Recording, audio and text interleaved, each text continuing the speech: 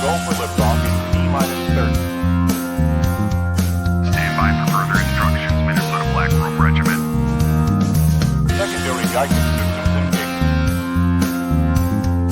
Minnesota Black Room Regiment, it will be on my mark.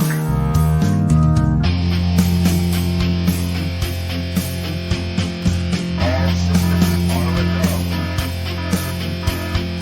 All systems are a go. Minnesota Black Room Regiment, you are over the target. You are authorized to fire at will.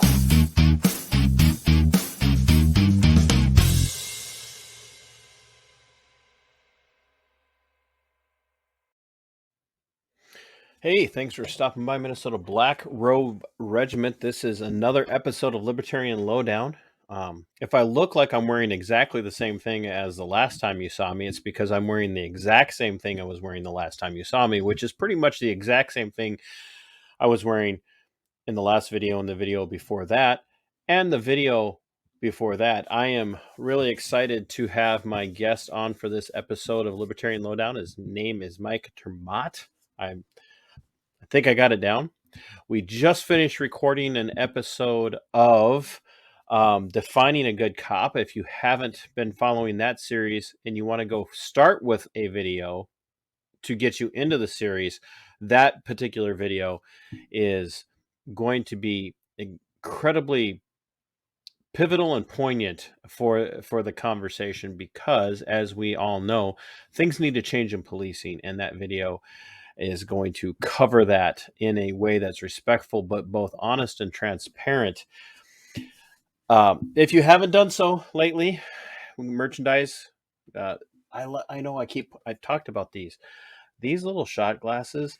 These are stainless steel, right? Okay, stainless steel. This is a leather wrap on these. It's the theme of the channel. I feel like, okay, stainless steel wasn't a thing during the build up to the American War for Independence, but this to me is right up that alley with the keeping with the name of the channel. I love these things, and I love these little shot glasses as well. I don't know why I'm promoting these so much tonight, but there we go. And the coffee.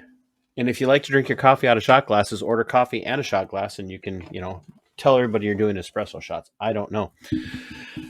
But check it out. If you haven't gone over to Subscribestar and signed up for one of the levels of Patriot support there, please do so. It starts off at like $3 a month is the lowest level. You can't go wrong. I guarantee you spend that much just going to the gas station to get gas right now. And that's important because it's about the economy. And my guest for this episode of Libertarian Lowdown is an economist and a former cop. And he is going to help us understand why the libertarian perspective on economics is the right perspective. And most of the people out there who watch my content would consider themselves to be conservatives, paleo cons, traditional cons, normie cons. Most of you are still libertarian in your economic approach, and Mike is that guy, and he is going to bring a little bit of that experience into his story. So go over to Subscribestar, pick a level of support. If you haven't checked out my friends over at Arden Sales Group, please go check them out because they offer some really high-end, high-quality equipment for home entertainment. And this is not an ad. This is just me thanking them for being so supportive of the show. They know who they are and why this matters to me. So without any further ado... TC, Mike, how are you? I'm great. It feels like we just did this. Well, it feels like it. I do think that you are probably true, wearing exactly the same thing as the last time I saw you. But I gotta say, I'm disappointed that I too am still without a hat. I'd like to blame the timing because it's the timing. I haven't had time to reach out to her, and I know she couldn't have had it for us in the brief amount of time between shows. So I don't know whether I'm wearing the same thing as the last time we spoke, but I do know that I still don't have one of those cool hats on my head. We'll have to, Cheryl, if you're watching. So, at the risk of repeating myself, Mike, thank you very much for doing Oh my this. goodness! Thank you. Tell It's a my pleasure to be with you and your audience. tell the audience who didn't watch the episode about qualified immunity and police reform a little bit about yourself, but more now, a little bit about your background, how you became a libertarian, and why, and how that influenced you in your career leading up to your career in law enforcement. I became a libertarian the way I think most people do, and that is, in some sense, a You got disappointment. older. Pardon? You got older. I got older. Well, yes, in terms of years, but also in terms of experience, and particularly in terms of disappointment. I think most people who become libertarians, not all, there are different types of libertarians, but I think for a good proportion of libertarians, we became so because of disappointment with other parties, with other competing, closely related philosophies.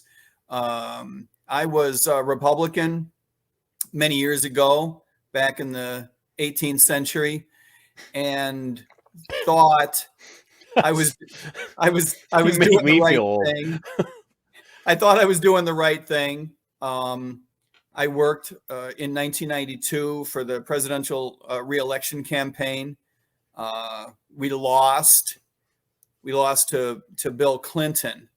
The youngsters in your audience may need to be reminded that was George Herbert Walker Bush. We did not think it was possible to lose, but lose we did. Oh boy. And it was a real eye-opening experience, not only to lose. There's certain political things you learn when you lose a campaign. But in terms of philosophy and in terms of seeing what your candidate values, what your campaign leadership believes are the most important aspects of your candidate to put forward, and what the talking points should be, that sort of thing. I was involved with a little bit of background work preparing our candidate, the president. The president was my boss's boss's boss's boss's boss when I worked for the White House. And that was like 91. And in 92, I went to work for the campaign. And part of my job was to prepare some background materials in preparation for the televised debates.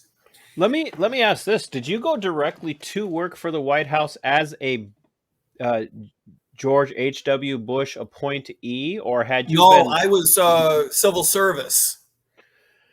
Which level were you? GS? I think I went in as something like an 11 and worked my way up to a 13 or something. Yeah. Oh yeah. It was rolling in dough in those days. I worked for the Office of Management and Budget. I did some research projects for the office when I first got there, and then later on, my job was working with budget analysts. Nothing screams exciting novel more than working for the Office of Management. Yeah, we may just have lost some of your audience. I'm sorry to say. Part of there's going to be some nerd out there. I mean, dedicated individual who's be really turned on by this part of our conversation. So you actually you went to school to be an economist. Yes, I had worked. I was an undergraduate engineering student. I went to business school to get an MBA and went to work for a couple of banks, and went back to graduate school to get my master's degree and PhD in economics. And when I came out, I had worked for a couple of agencies while still in school. Projects here and there, project-based kind of work for the World Bank and the International Finance Corporation. And went to work. That had to have had an impact on your life. It does have it. It's funny. I'm a big believer in public service. And when I was younger, I'm talking about much younger. This is 30 years ago, right? And longer ago than that. It is an interesting phenomenon that that you are in some sense willing to excuse certain aspects of your employer's behavior if you're biting off on the really big picture, right? So if you say to yourself, I'm all about trying to lift people out of poverty, right? I'm an economist. I want the world to be a better place, right? Let's start there. Who doesn't buy in on that? And yeah, people are making you aware of the fact that the World Bank is a left-leaning organization. Okay. I can probably hold my nose and work my way through that for a few months at a time. It was project-based work. But you do learn that the way the leadership of these giant organizations feels about certain philosophies, that is really pervasive stuff and guides how the organization behaves at a fairly granular level. I was amazed by the detail level of decisions that are affected by philosophical underpinnings of the World Bank. It is truly an organization that believes that government can solve the world's problems, that if you lend a government enough money, they will make good enough decisions to lift their populations out of poverty over time. And that's a real disappointment for a young economist. So you went so people understand. You were at George Washington. Or excuse me, George Washington. I don't know where George Mason came from. Well, George Mason is a terrific libertarian economics program. There's nothing wrong with anyone who went to George Mason. Right. But I don't know how maybe that's what I was thinking was libertarian economics. So you were at George Washington at their economics school, yep. which inherited the mantle of the Chicago school. Yeah, we were what we called at the time a rational expectations school of thought, which is sort of a descendant of the Chicago school. Right. Very pro-free market, very much skeptical of the government's ability to affect public policy in a productive and beneficial way. Rational expectations refers to the participants in the economy being able to rationally anticipate what a government is going to do, and in effect offsets it and renders impotent most government policy at best. And in many cases, much worse results come from government policy than just being ineffective. Yeah. So yeah, that's a descendant of the Chicago school, which is a descendant of the Austrian school of thought. Yeah, which basically is saying is that the government doesn't just not make things better; it literally works to make things worse. Yeah. We went through a lot of circumstances studying things that go wrong in markets because of government intervention. You become well schooled in that. In grad school and economics in general in the United States, it's a very technical pursuit. It's not a real philosophical one. But the background at a school like George Washington is a very pro-free market background. Which has strong philosophical leanings, obviously, because it's coming, in there again, inherited the mantle of the Chicago school, which is not what it was years ago. No, it's not what it was years ago. It's still a hell of a program. Oh, for sure. Yeah.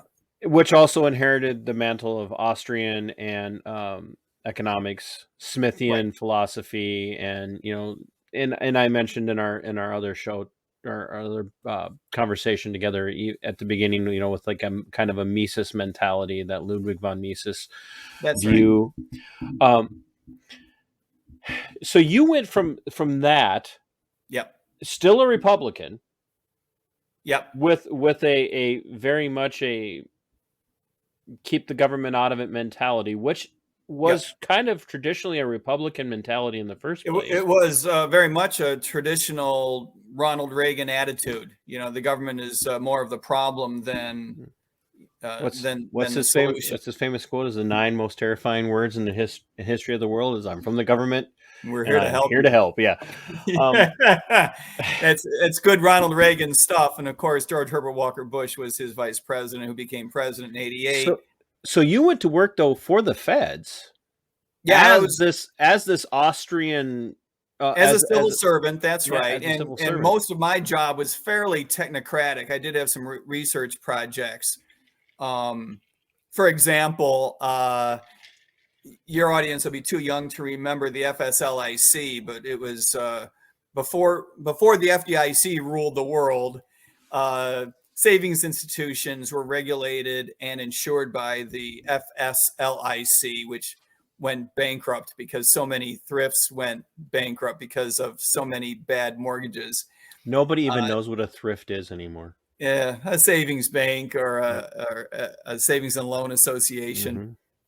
So the government found itself controlling enormous quantities of real estate from having foreclosed on all these loans. And one of the things that I had to help figure out was, should we be dumping this stuff on the market as quickly as possible, or is it alternatively possible that we could damage markets by dumping so much, property into the market all at the same time, because the government just controlled so much? And we came to the conclusion, I distinctly remember the conversation I had with my boss, that the difference between our effect on the market by dumping it all at once or holding back and trickling it out, the difference between those two strategies was sufficiently small that I really didn't trust local authorities to pull it off in any sophisticated fashion anyway. So best not to give them any guidance at all and just tell them to sell. You want us to what? Yeah, we told them to sell. Slowly put it on the market and sell it. Don't try to get too cute. Just sell the property, get it off of the government's books, and move on with our lives. Yeah, and so I can't imagine how that would backfire. Yeah, well, look, there were markets that were seriously depressed by government intervention, and it was a real shame that the government ended up in that situation. I have become a big advocate for the idea of giving banks the opportunity to run unregulated if they should choose to do so. You mean and the Fed? And the Fed, and give banks the opportunity to have no insurance, no FDIC insurance, if they should choose to, in effect, give up their bank charter and just be an unregulated financial organization. I think that they'd be a lot better off if they had either a private sector, good housekeeping seal of approval.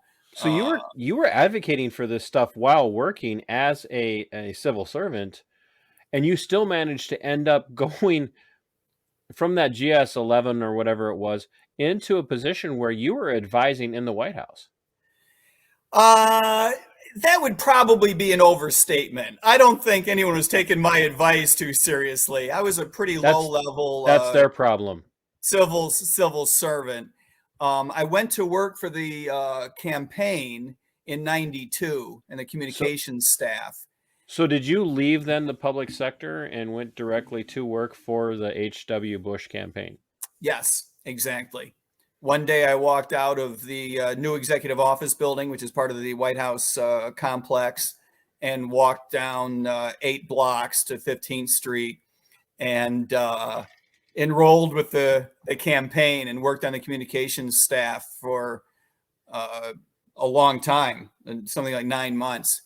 And that was a real interesting experience because, as I mentioned, you learn what it is that Republicans think is important.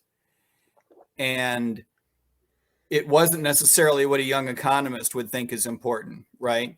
And it's not always what they're saying publicly either.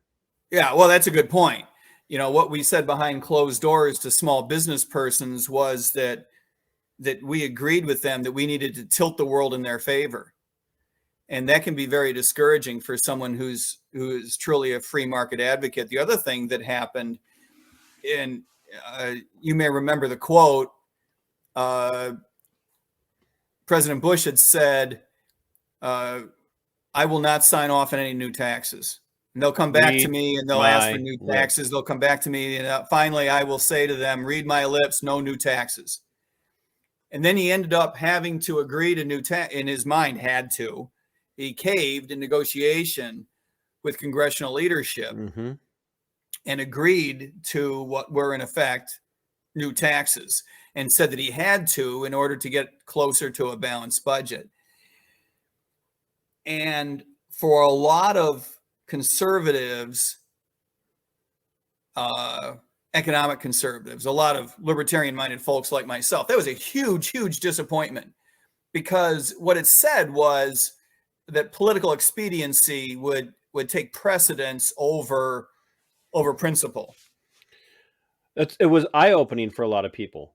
It was really eye-opening. It was one of those early moments in the Mhm. days when I think we trusted our leaders more than we do today. You know, it probably sounds quaint to some of your audience, Yeah. Oh, especially after the last couple of years. So especially in the last couple of years. You know, it must sound quaint that you would take seriously what your boss said. They would take seriously what the president of the United States said, that he would pledge something and you would actually expect him to follow through on it, but as a matter of principle. But we did.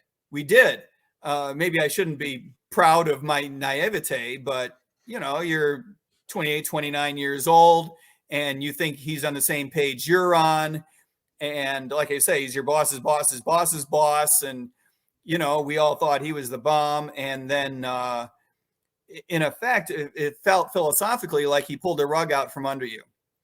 Well, I don't think that you know, I don't want to say but you at least know of Tom Woods. I mean, you're both in Florida, so I don't know if maybe you guys do know each other. But I was just we've shaken hands. That's about it.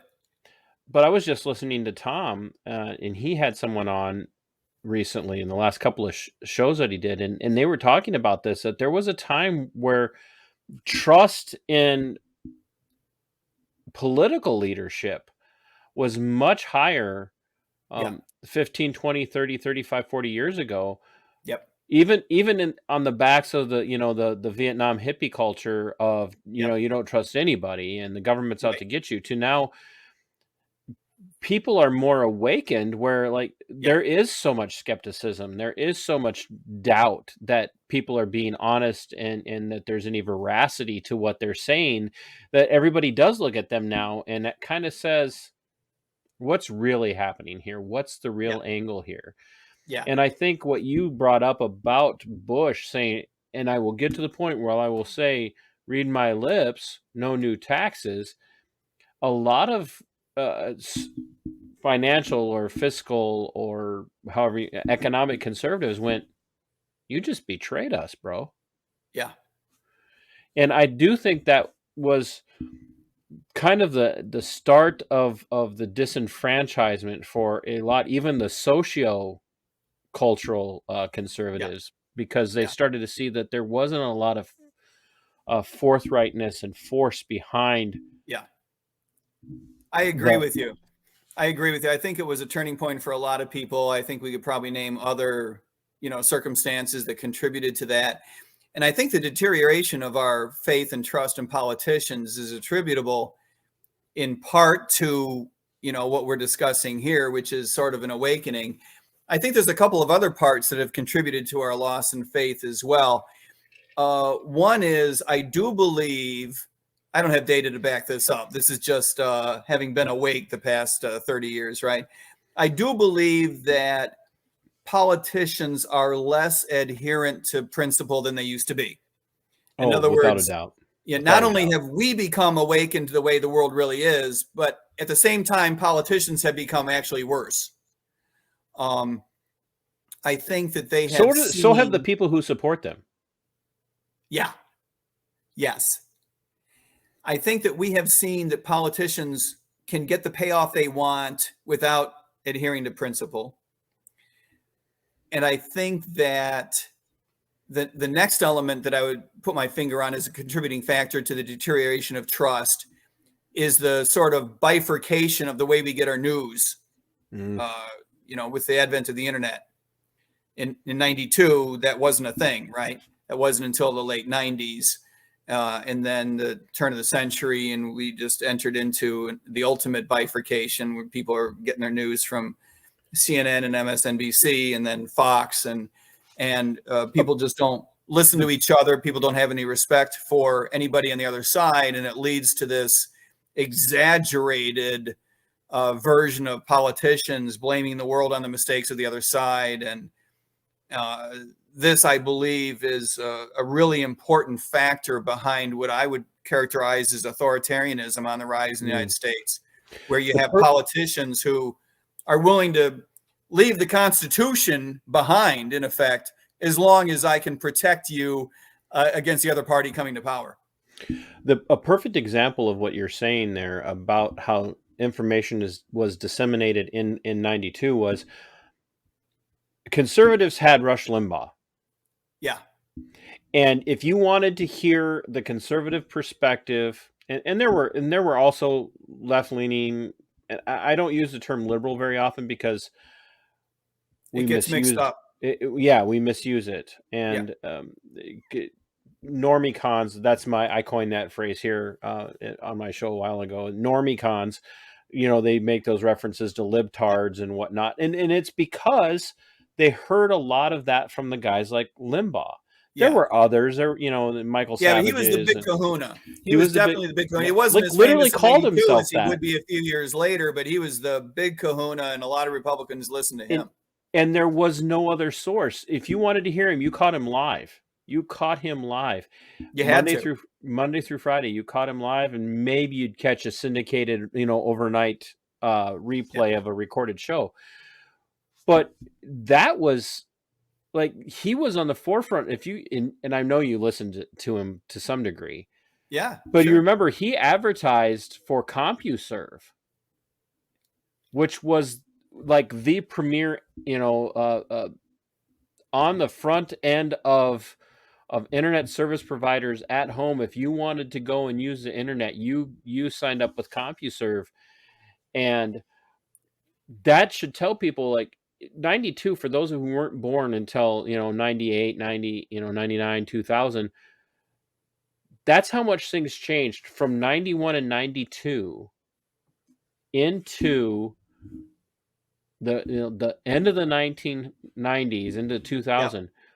There was a massive acceleration of information dumping going on because of the internet, and people's eyes were starting to open because they were hearing one thing and in reading and seeing something else. Yeah.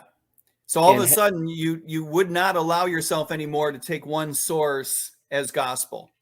Those days ended. And on the one hand, that's a good thing because, as you put it, people were awakened. People become skeptical, and there was a lot to be skeptical about. There was a lot of dishonesty to be turned over. And then you layer on top of that some of what I would call exaggeration, right? It was in the interest of Republicans to characterize Democrats as being evil. Mm-hmm. And vice versa. And vice versa, absolutely, because you were only speaking to a Republican audience. Right. You were no longer speaking to a duopolistic audience. You were no longer talking to a multi-party audience. And so you could just let loose. And so people were getting an exaggerated version. Even the news cycle wasn't the same. And the news cycle was not the same. We were amazed that the Clinton campaign could respond on the same day as news events happened. Because we couldn't. And they had a reason to get good at it. Sure they did. They were always putting out some sort of fire. Yeah, well, that's exactly right. But they were, you're exactly right. They had their own fires, but they were able to capitalize on our fires. Yep. Stuff that would happen that you'd expect the President of the United States to react to. The Clinton campaign would react to it before we would. Yep. And Absolutely. Part of that was organizational efficiency. We were a campaign that was reporting to the White House, so that didn't work. Part of it was technological, but a big part of it was just the attitude that it mattered. We were a group, the communication staff that I worked with, bright people, well-meaning people, fairly conservative people, but people who did not understand the ways in which the world was changing. A lot changed. And it's funny you mentioned CompuServe because it became a famous case in 94 regarding privacy and the protection of these platforms from liability for the stuff that got posted to their platforms. And we live with the decisions that Congress made back in 1996. We live today with decisions that Congress made about protecting social media platforms back in 96. Yeah. Just makes no sense whatsoever. Yep. So when people say, how do we get in this terrible mess where Facebook has been incentivized to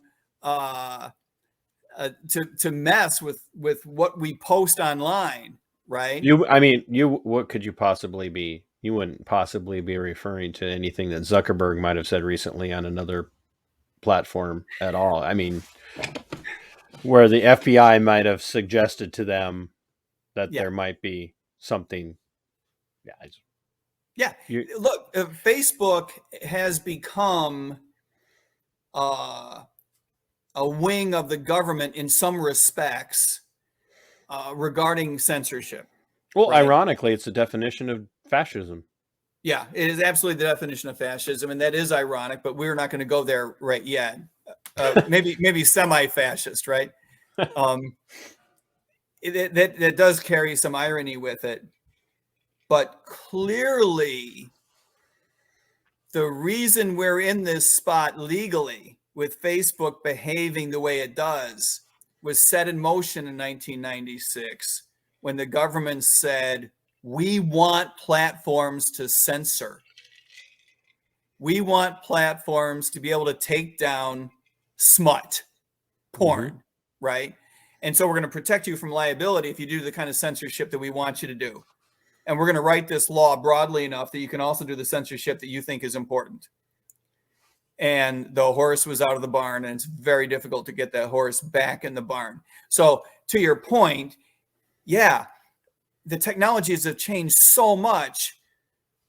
Our culture has changed so much surrounding those technologies, but the laws do not keep up. And so we end up in some really stupid situations like we have now. Which sometimes is a good thing, that they can't keep up. But especially when it looks sufficiently embarrassing that they get overturned or left behind. Right.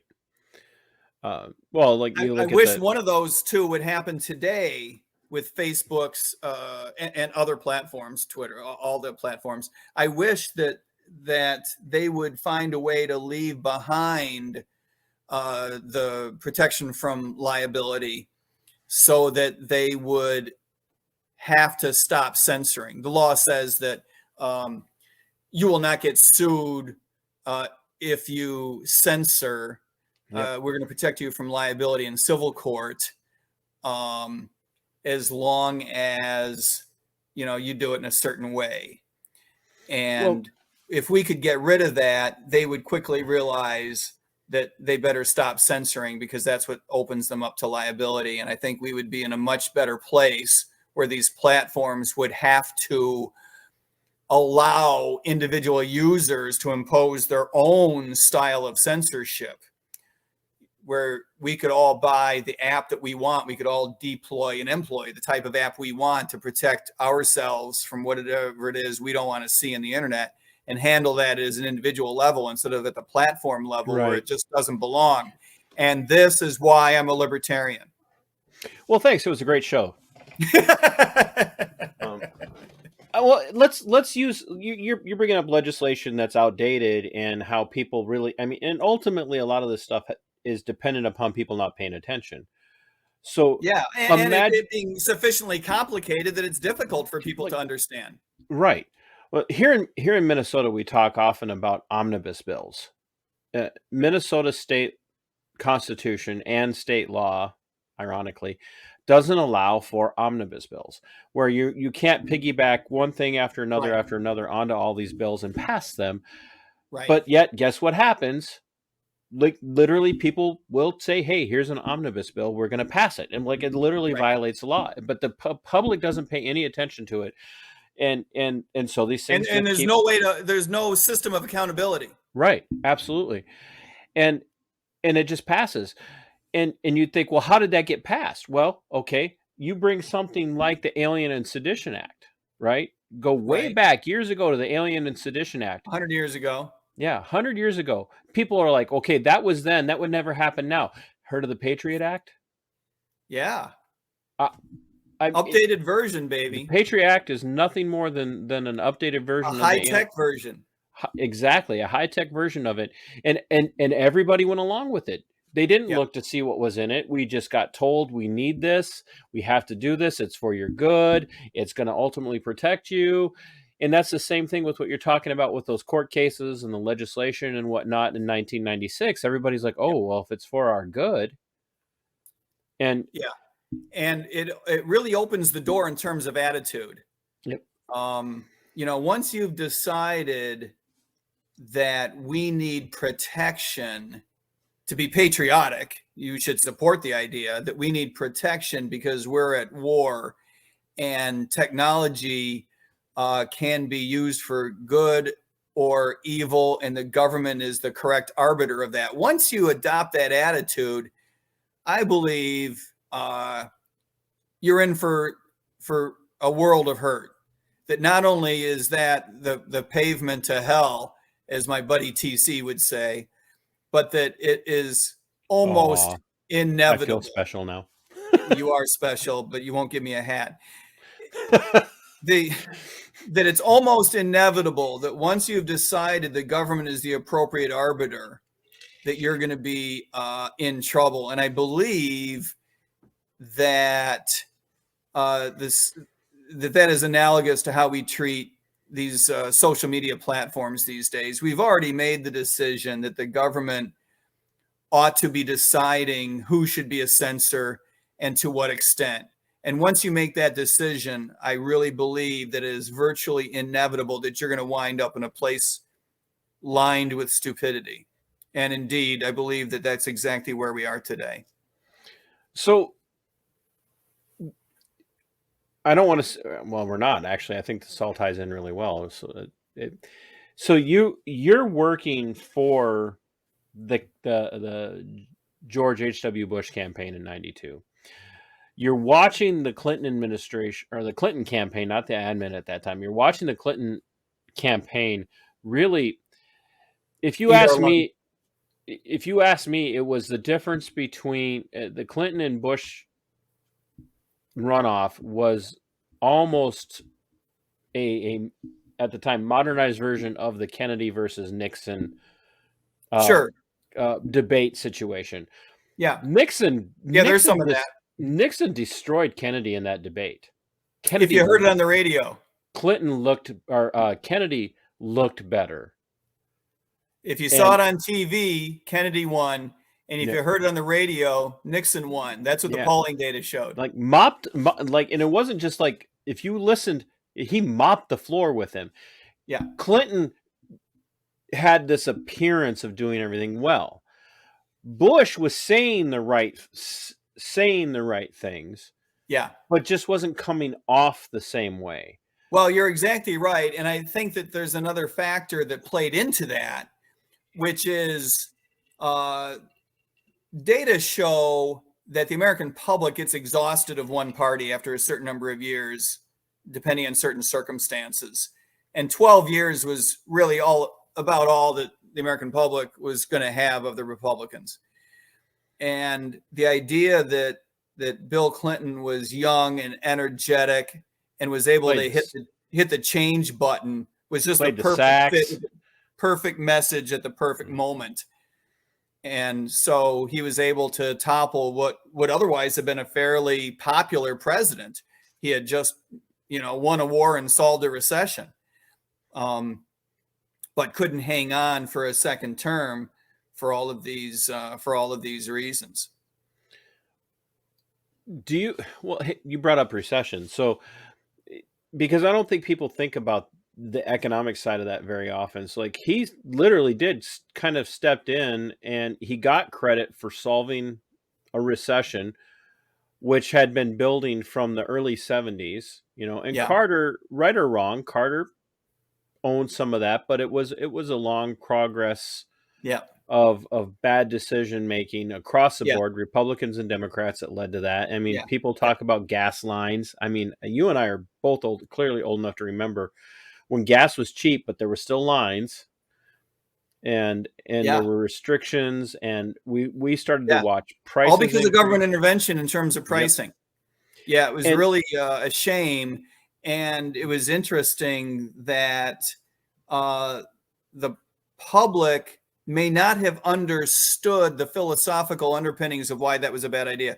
They may not have understood the economic science behind it. They may not have understood how markets work. But damn, I'm not voting for a president who was in office while I had to stand in line waiting for gas. It's when it finally, not to mix metaphors, but when the rubber hits the road. That's actually a really good metaphor for that. That's when the votes go the wrong way. Let's compare, since you and I are there again, can remember. Yeah, I'm sorry for the history discussion. No. This is actually really, this is what I want about people to hear about on the Libertarian Lowdown series is that all of this stuff is foundational and it's core to who people are. Yeah. And if you try to separate all of this historical formative stuff from who a person is, you just end up with a hollow shell. Yeah, you miss it. Of a candidate. And in this case, you're running to get the nomination for the Libertarian Party of the United States. I'm a candidate for the presidential nomination for the LP. That's right. Yeah. So this stuff is really important. Yep. Because we hear a lot of talk right now. We're in a recession. I don't care which way you slice it. Of course we are. The current administration is trying to say, no. They're doing the deconstruction. We're going to try to define their way out of the recession. Right. Yep. But we're in a recession. We've had 2 quarters of regressive negative growth. Negative growth. Market, which by the way, is less income. Let's not lose sight of the fact that this is not just a number on a piece of paper. Right. Americans are making less money. That's not just semantics and definition. That's who could have predicted that? Coin. Who could have predicted that people would be making less money after locking the country down? Well, that's right. I mean, who could have predicted that? And then the White House tries to cover it up by pointing out that labor markets are tight and wages have come up, and those are, good things, but they haven't come up by as much as inflation. A big part of the reason why wages have come up is inflation and vice versa. That's not an increase in real income. But real incomes have gone down. You and I, though, there again, you're a little older. Your wife and I are closer in age. Yeah, so stay away from my wife. Trust me, not a problem. She clearly married the better option. I don't know about that. That's why I'm telling you to stay away from my wife. So, you sure you don't want to co-host? Anyway, I thought that's what we were doing. Don't we have a guest coming on in a few minutes? Right. This has been the longest monologue ever. You and I are old enough to have remembered, there again, gas and cigarettes and beer. I mean, even the idea that I could go and buy cigarettes for people when I was 7 years old, right? And go to the local grocery store and charge cigarettes and milk and take them home, and whatnot. And but advertisements on television for cigarettes. All of that aside, the economic recession then and the price increases then, in my perspective, far surpass the recession that we are in now. Yeah. And people are acting, and there again, I don't want to downplay how bad it is and the potentiality of how bad it could get if we continue on the track that we're on. Right. But right now is nothing compared to what we saw in the 70s. Well, you're exactly right. And for those in your audience who are personal investors, in terms of their 401k or their Bitcoin account, or whatever side hustle they got going on at wellsfargo.com, for anyone who's a personal investor, remember that through the 70s and into the 80s, I'm not going to be able to nail the exact years, but we had a stretch, long time, something like 15 years, where the level of the Dow in real term, inflation adjusted terms, was negative. Negative growth in the Dow over a 15-year period. Unprecedented, and thankfully we haven't had that since, but that's a big deal, because what that says is not only did people suffer in terms of their real incomes, but they felt less wealthy while going through it than they were at the beginning. At the very least, these days, we have become such a wealthy country that a certain proportion of the nation is in a better position to weather recession. In those days, we were not set up for it, and the recession was much worse. In both cases, it is true, and I wish that people would learn these lessons more quickly, and maybe in a perfect world someday they will. Recessions are largely caused by bad public policy. The heck you say? I'm saying that the Federal Reserve has a tendency to let us go a little bit too hard on the front end and then realize that inflation be the devil and we need to chop it off hard on the back end. And that's where recession comes from all too often. You mean reactionary? In this case, on top of bad COVID policy, so it's a little bit complicated. You mean reactionary responses are never the way to go? I didn't say never. I was about to say that, but I hadn't yet said that. You're exactly right. Even a broke clock is right. Which is why we need to end the Fed. You had mentioned that a little while ago. And when people hear that, the natural reaction is, they get mad. I don't want to end the dollar. People get mad. Well, no, we're not saying end the dollar. We're saying there's a better way to control the value of the dollar. Largely by not controlling it. You mean, and the best way to do that is not with the Federal Reserve System. You mean the idea that a Federal Reserve System would step in and determine the value of a piece of paper over material backing of that's not a good idea. That's not a good idea. That's not a good idea. You mean to tell me that fiat currency is currency is inherently problematic. I can't. What? Having said that, there may not be a great alternative. Consider from the Fed's point of view. Let's have some sympathy for the Fed before we push them off the cliff here. From the Fed's point of view, I'll give them a parachute when I'm throwing them over. Only a philosophical one. We're still pushing them over. From the Fed's point of view, they target an inflation rate.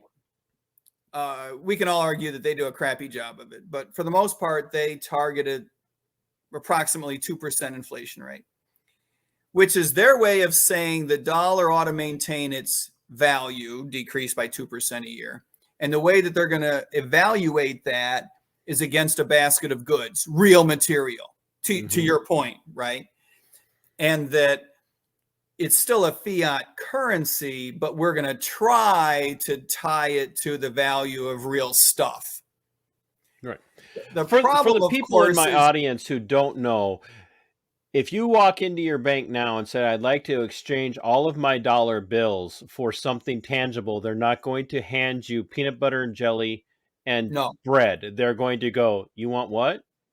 Yeah, they're going to hand you off to the security guard who's going to hand you off to the local PD, but one way or another, you'll be leaving with the same dollars you walked in with. Right, exactly. Whereas years ago, there was a reasonable expectation, whether it happened or not, there was a reasonable expectation that you could walk into a local financial institution and say, I want my gold or silver. That's exactly right. And that they had to produce it. They had to produce it. And we got off of that, but still had the value pegged to gold. Yep. So that was, an attempt to solve a problem of standardization. Mm-hmm. And I think we should be sympathetic. I don't like when we act like people haven't been trying to solve problems. You know what I mean? Right. We really were trying. I say we. I really wasn't around at the turn of the previous century to help out with these ideas. But we as a nation really were trying to solve a problem of standardizing how money worked, and that was a reasonable objective, especially in those days. Interstate commerce was one of the things that the federal government was really tasked for overseeing. Like the states are separate and they're sovereign, but they need to be able to conduct business between themselves. That's exactly right. And so the idea was that we would standardize the dollar, and all the banks would issue a dollar that looked the same as each other. We'd still let the banks issue them, but they had to look the same. Yep. And then eventually we took away the bank's rights to issue them at all, and we set up the Fed to issue the dollars instead. And there was an interim period there between, when the Fed was created and when the Fed took over the issuance of money. By the way, interestingly, the organization I worked for after the White House, the American Bankers Association, which I was pleasantly surprised to discover was a hugely pro-market organization, including being against bank bailouts and against protectionary regulation from protecting banks from competition. I was very pleased to discover that and really had a wonderful experience working for them. When the ABA, when the American Bankers Association was in business all those 100 years ago, they got rolled legislatively when the government took over the issuance of money. They were quite pissed as losers. The banks were pissed. I mean, what better business to be in than issuing money, right? It was a great business if you could get it. So when the federal government took that away from them, the thing that the ABA negotiated for to make it up to the banks was the federal government made it illegal. This is going to sound weird. Work with me. The federal government made it illegal to pay interest on corporate deposits. So now banks had all these deposits from their corporate clients. Not only did they not have to pay interest on them, but they couldn't pay interest on them. And the reason that's so important is because the only way to hold a coalition together is if everyone believes that it's absolutely impossible to go around the coalition. Yep. OPEC's control of oil prices being a primary example that most and the rise of the petrodollar. Remember, right. So banks gave up the right to issue dollars on their own, but they made a boatload of money over these free deposits they were taking from commercial organizations and did not have to pay interest because it was illegal. So this was the problem that the Fed was trying to solve, a problem of standardization, but we were still on a gold standard. It was like the best of all possible worlds. We had a standardized dollar. It was pegged to something real, not peanut butter and jelly sandwiches, but it was pegged to gold. A great thing. The problem is that we needed, for international markets to work properly, we needed the value of currencies to float against each other. And this is the problem that the Nixon administration found itself in after World War II, when the value of all these other crappy currencies around the world finally stabilized and became worth something. We were unable to hold the value of the dollar steady relative to all these other currencies, and we were hemorrhaging gold. So all these foreigners kept coming to the Treasury Department. Yeah, they were literally showing up with briefcases and barrels of American dollars saying, "We want your gold." No, this is exactly right. You could buy dollars for your Deutsche Marks and then show up and get the gold and make a serious People don't profit. people don't believe that happened. It was happening. No, it absolutely it absolutely happened. And in terms of certificates, it was billions of dollars, when in those days that was real money. And so the government had to do something. And it is a testament to how well markets can work when you let them go, that the world became a better trading phenomenon when we let currencies float against each other. That's a good thing. In fact, there have been times when I've argued the United States would be better off if we had multiple currencies inside the United States as well, even on a regional basis. I mean, how great would it have been if we could have deflated a currency that was specific to the Rust Belt or to California during the Mike, you're 80s or strangely 70s. like you sound strangely like you might almost be willing to even talk about things like a national divorce and nullification. I don't like. Yeah, we do need to talk about that. Because we absolutely need to talk about because that. One those step at a time. Well, here's the thing. We could probably. We're supposed to be highlighting you as a broad-based libertarian, and I'm not an economist, but this kind of conversation, like just gets the electricity going in my body. But I don't think people understand, whether they're a libertarian or a Republican or a Democrat or an independent or whatever the case might be, that it's possible to be an economic free market nerd. Okay, yeah, there we go. It's possible to be that, but also to have that tied into the understanding of where you stand on other issues, especially as a libertarian. Because one of the great weaknesses of the uniparty is that Republicans stand for X, and it's all things conservatives, and Democrats stand for X, all things leftist now. And there's no room for understanding those issues, where I am. Not only am I a social and economic conservative in the sense of I share many, if not all, things economic with people from the libertarian mindset, but I also have, as a constitutional originalist, have much in common with the libertarians, and probably far more libertarian. But all of these things tie together.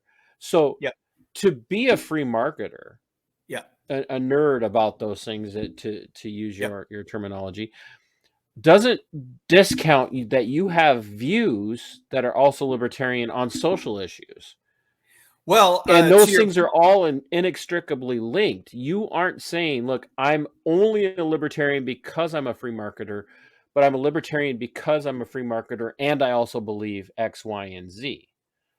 Yeah, it's interesting. You and I have discussed police work in the past because we are both cops in one sense or another. I used to say, I guess I still do, if you were not an economist when you became a police officer, being a police officer will turn you into one. I became a cop when I was 49. I worked as a police officer from the age of 49 to 60 after having been an economist for a long time. I worked for the government, as you and I discussed, worked for the American Bankers Association as sort of a free market advocate for them for a long time. I had my own business educating bankers for quite a few years. I taught economics at a couple of universities later on, and then went to work for the police department in South Broward County for a city. And one of the things that I found is that you quickly see firsthand and hard, whether you want to see it or not, the effects of bad public policy on people about whom you actually care. People who are in your sector, in your zone, in an area for which you're responsible. When you become a police officer, you become aware of people in your area for whom you're in some sense responsible for responding, but you also start to care about them. Indeed, for a lot of young cops, it's a tricky thing to learn how much to care and how much not to care. We can talk about that someday too. That can be a real challenge. But once you start caring about people, it makes you care about what has gone wrong in this community, what continues to go wrong in this community. And so often, as you become more and more involved, you peel back the onion layers and you see at the root, you see bad public policy. You know, as a street cop, as a cop on patrol in Florida, what you see a lot of is street crime. Street crime comes from prohibition, right? Almost definitionally. There's no such thing as street crime without the war on drugs. Without bad public schools, you don't have the pipeline to street crime. In other words, bad public schools are an integral component to feeding the pipeline into street crime, because people do not see opportunities in front of them that are as good as what they perceive as the money that I can make in street crime. And all of that is driven by bad housing policy. All of that is driven by the idea of segregating poor people into certain areas. I'm sorry to use such blunt language, but I've had people use worse language, trust me. Yeah, you and me both. We have housing I might have been guilty of it myself. Yeah. We have housing policy in the United States that is specifically designed to keep multifamily housing away from our wealthy constituents. So we have this habit of segregating by income and by wealth certain elements of our community apart from other elements. And then we assign resources to our schools off of property tax. Right. Then we do bad, then we impose bad public policy for the schools, which is to say, we're not going to make the money that is raised for education available to anybody but the public school system. So we've removed competition, which is the one thing that we've discovered over the last 100 years we know improves performance. If we've learned nothing else in 100 years of economics, we should have learned by now that performance is driven by a combination of competition and analysis, evaluation, transparency of performance. And we don't have either one of those things in the public schools. And so we have crappy public schools in the poorest communities. We have slightly better public schools in the wealthy communities, but those are the communities where there's more competition and private schools thrive. And so we have this mix of bad public policy. And this is why I asked the question the way I did, or brought the point up the way I did, is that I don't think people understand. Here's what drives me crazy. I'm Breitbartian in my perspective on politics being downstream from culture. Absolutely. Did I say that right? Yes, politics is downstream from culture. Absolutely. Yeah. Although I've never heard Breitbartian pronounced correctly. I agree with that too. Did I say it right? Yeah, I think you nailed it. Okay. How do people normally say it? No one uses that word. It's not a word for anyone else. Oh, well, good. Then you and I are on the cusp of starting to trend. I want a knit hat with that word on there, but I'll probably never get one. Okay, what hat do you want? Okay, because I can't do everything. All right.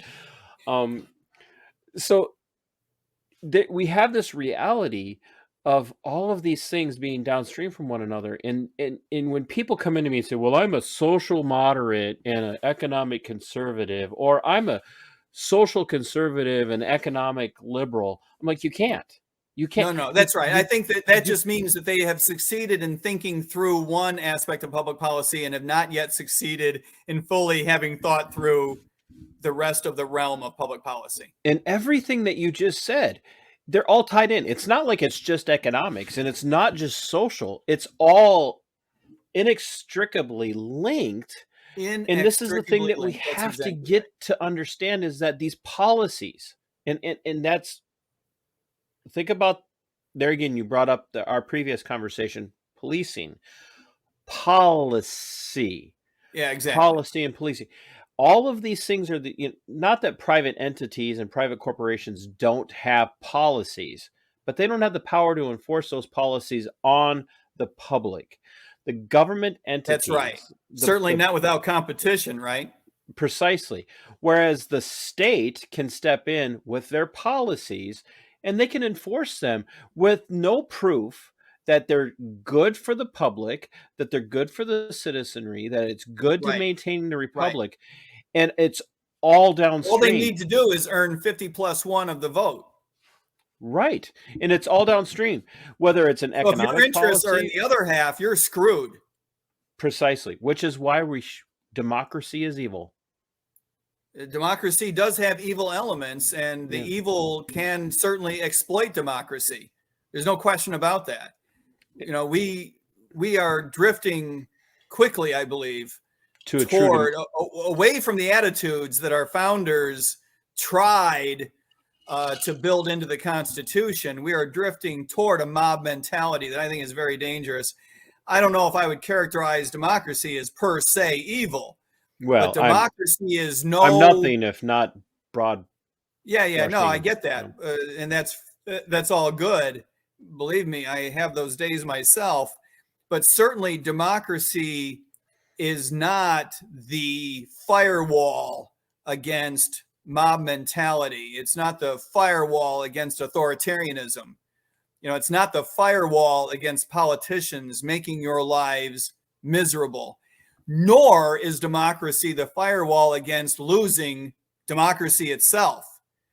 And for these reasons, I think that we need to be very careful about saying things like, well, you know, that's what the majority wanted. That's what everyone voted for. We're going to be okay as long as we get the votes counted correctly. No, that's not how it works. You know, we live in a nation that only works properly. I believe we only live in a world that works properly when we are willing to pledge our democracy to protect the individual rights, not of 50+1, but of every damned one. That's how it has to work. Yep. And I think that our parties do themselves a disservice when they pursue policies that only fit their bases, and they step on their own message when they act pro-democracy, but then behave in such partisan fashion. And I do believe that the Libertarian Party is not completely insulated from this ourselves. You know, we step on our own. To name a silly example, if we're if we are anti-prohibition, right? In this case, you're defining anti-prohibition, the drug war. Anti-drug war, anti-criminalization of weed. If we want weed to be decriminalized, we step on our own message when we say we like weed. It can't be about thinking marijuana is a good thing. I want to get high, so stop decriminalizing. Yeah, I just want cheap weed. No, that's not that's not me. I've never smoked weed, but my point being, like, if that's my message, you know, like, it can't be about that. You know, we're all accustomed to saying the First Amendment is about protecting the rights of people to say horrifically stupid things. And that's the way it has to be. But we need to be able to think about that with regard to other rights as well, and in the economic sphere. Right. So that's exactly. I shouldn't say exactly. That's the pivotal point in this, is that all of these things are interconnected. And absolutely. And you can't just say I'm one thing and like, I have some litmus tests. Anybody who says they don't have a litmus test is a liar, or they're delusional, or they're a delusional liar, or they've forgotten how much they care about certain issues. Maybe they're repressing themselves. Exactly. But let's use a current, since you're running for the nomination for the Libertarian Party of the United States. Let's use a very recent decision made by SCOTUS in overturning Casey and Roe v. Wade, and the outrage on the left, and the sheer glee on the right as everybody reported this as abortion being ended. Mike, I don't care. They're both full of crap, aren't they? Yeah, exactly. I don't care what your perspective is on abortion, in the sense of maybe a conversation for when you're president and you invite me to the White House. You're not getting through Secret Service without an extra knit hat. I keep bringing up the hat. I'm telling you. But I personally, on a personal level, conversation we can have at another time, but without bringing up the personal aspect. No, it's a fantastic example. You have to be willing. Was it the right Stand, decision? yeah. Roe was a bad decision when it was made back in the 70s. It was bad on technical grounds. Interesting to me, if to no one else, it was also bad in its motivation. It was said at the time that one of the reasons we need to do this is because the nation can't withstand the debate, the differences in rules and laws from one state to another, that it would tear us apart. And look what it managed to do. It tore us apart. And all it did was bottle it up in a very, very unhealthy fashion. I mean, talk about not trusting democracy, right? Talk about not trusting the Constitution. Mm-hmm. There was, as you know, there was a big debate about whether or not the Bill of Rights was a good idea, whether it was necessary, because it sounded like we were spelling out rights, whereas it should have been just trusted that we didn't have to spell them out. If they weren't taken away, you had them, right? Yeah. Well, right. Yeah, and that even with them spelled out, we still have to have this argument. So yeah, now we need a Bill of Rights for every one of the amendments in the Bill of Rights. It makes me think that in the Constitution, we needed an extra paragraph that basically said the Supreme Court shouldn't be allowed to do stupid shit. But we didn't anticipate just how bad they could politicize things. Right. I mean, in fairness, the founders couldn't anticipate everything. I think they had a sense. They were ultimately optimistic. It was great. What's delusional, that? but great. It's funny that you bring up the Constitution and the Bill of Rights, because I know you've heard the name. If you don't know who she is, Monica Perez is a really good example of a person who makes I think is a really strong argument for why the Articles of Confederation were far better than the Constitution and the Bill of Rights. Yeah. Which people are like, oh, how can you say that? Well, okay, I'm a constitutional originalist because that's where we're at. Our highest earthly authority, and there again, leaving the spiritual nature of it out. How great would it be if we could get back to the Constitution? Once we get back there, we could have the debate about whether going back to the Articles of Confederation, right? Right, but we're drifting away from the Constitution. We've got it clear cut, and we still can't get it right. It's right in front of us, and I think that's the thing that I was on a show, Black Republican, Black Democrat. It's here out of the Twin Cities area. I was on there last week, and I know one of the hosts and the other one I had just met, and they didn't know what to do with me because I'm supposedly a Republican, but I'm not saying Republican things. Yeah. But the reason I bring that up is that, did those guys get hats? No one gets a hat. I'm going to be really mad if I find out those guys got hats. They didn't get hats, but now I feel like I got to get you a hat because you might be president. I know they got hats. And you might be president, and I see the power that the president has to just send the FBI and raid people looking for things. Yeah, but as a libertarian, when I send the FBI into your home for the hat, I'm at least feel bad about it. Maybe. As long as you get your hat. Yeah, it's gonna make me feel better. But we in this conversation we're talking about just this the mindset behind understanding liberty, and we're understanding freedom, and how neither party is really there anymore. And one of the hosts says, well, libertarians are nothing more than angry Republicans. And I'm like, no, you don't understand. You don't get that the libertarians of today aren't. Was there a time where libertarians were angry at Republicans? Yeah, I don't know. Maybe that's fair. Maybe it's not. But the Libertarian Party is really capturing, in the libertarian philosophical perspective, if you go back to its there again, it's Smithian doctrinal perspectives, Rothbardian, whoever you may want to lean on for the tangible modern view of the Libertarian Party. Right.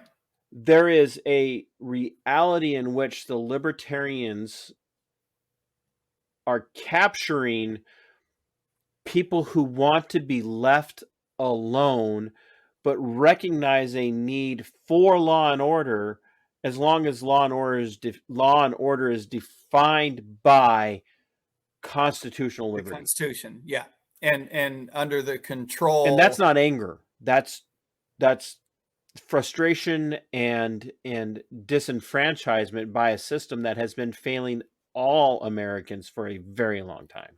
Right. And like any political movement, we're at our best when we're angry on behalf of someone else, not angry on behalf of ourselves. It can't be, I get jollies out of walking down the street with a firearm.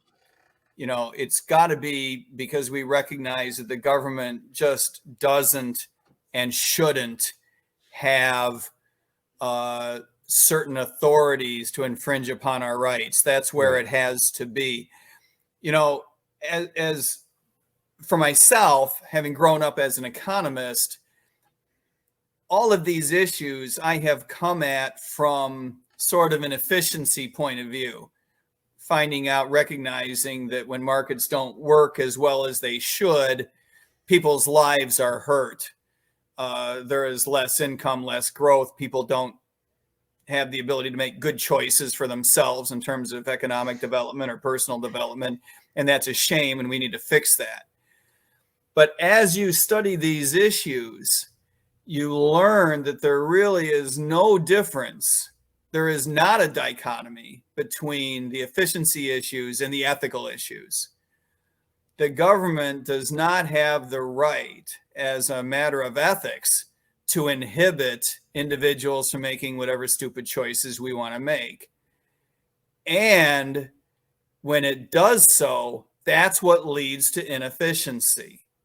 It's just two sides of the same coin. And I think that in too many cases, we have not learned, as people, as voters, as citizens, we have not learned that those two things go together. We seem to think that they're two different issues, as in, well, I recognize there's a little bit of efficiency loss, but I still like the government imposing on people certain ways of doing things because I'm a social conservative. No, that can't be. Right, because whatever whatever power you forfeit from your own life into the hands of the state to do in effect what you want done can eventually be turned around and brought to bear on you. Of course, it's constantly. I said this in 2020 after the election there. Again, I don't care what anybody's perspective on what happened there in the 2020 election. I'm not going to debate it. I have my own perspective on things. That's a different podcast. Yeah. And with a Q in it, and I'm not that guy. But there's, how do I want to say this? People were screaming about Trump authorizing martial law. Trump, he's got to do it. He's got to do it. He's got to do it. And the thing I kept saying is, like, even if you believe that a particular thing happened on that particular November day, and there was nefarious actions taken. Yeah. Screaming that martial law needs to be put in place by Trump because you like Trump and you want him to stay in power is setting a precedence. That means martial law can be used by the guy you don't like against you for things that you believe. And we just saw last week a speech where that threat was looming on the horizon of anybody who doesn't agree with us is an enemy. It does horizon loom. I agree with you 100%. I don't think people realize that bad government, as manifested in particular decisions, when decisions are made by bad government processes, right? When we incrementally drift away from the Constitution, when we do dumb things one at a time, people have a hard time realizing that those bad decisions, just bad in terms of process, never mind policy grounds, those decisions are rarely smaller in terms of the damage they do than the policy implications themselves. In other words, it's a shame that, in your example, Trumpsters cannot realize that the difference between Trump being in power and someone else being in power, as huge as those things are, right, is smaller than the damage that would be done to this country by imposing martial law. Yeah. No matter who's in charge when it happens. I recently said on a podcast, I'm not necessarily proud of this, but as long as I said it, I'm going to double down on it. I'm pretty sure I could throw no sense in backing off now. No, exactly. Once it's recorded, you might as well own it. I think I could throw a baseball out of a 6th floor window downtown Washington and hit somebody who would, by random, make a better president than Joe Biden. I think that's hilarious, and I would double down on that. I'm going to go with it for now. I love it. And that's not to say I don't care who becomes president, right? That's not what that means. But it does. You clearly do, because you're running for the nomination. So, but understand what happens if a libertarian becomes president. I'm going to be reversing, or whoever, Spike Cohen becomes president, right? And my job is to hand him the pen. A libertarian president is going to be reversing all kinds of stupid stuff that prior presidents have done to bring power to the White House. We're going to be relinquishing power, devolving power, doing whatever we can to render impotent the cabinet level agencies, reducing the size of the government, first order to the Office of Management and Budget, and the first order to OIRA, which is probably an organization your listeners haven't heard of, they probably to reduce regulation. Because we have to reduce regulation. These are things that a government only does when it's hell-bent on reducing its own power, and that's not something the Republicans and Democrats are in the industry of doing these days. There's a big difference. I want to. You brought up Spike, and and Spike was the. I really enjoyed having him on, and I like listening to Spike talk about his time campaigning with Joe, and some of the decisions that were there. And I know as frustrating as it must have been, they clearly did not have a good working relationship. Probably handler based issues, but you're running for the nomination of the party at a time where, and we have to throw it out there, The Mises caucus wing of the Libertarian Party came in and they cleaned house. There were things that needed to change.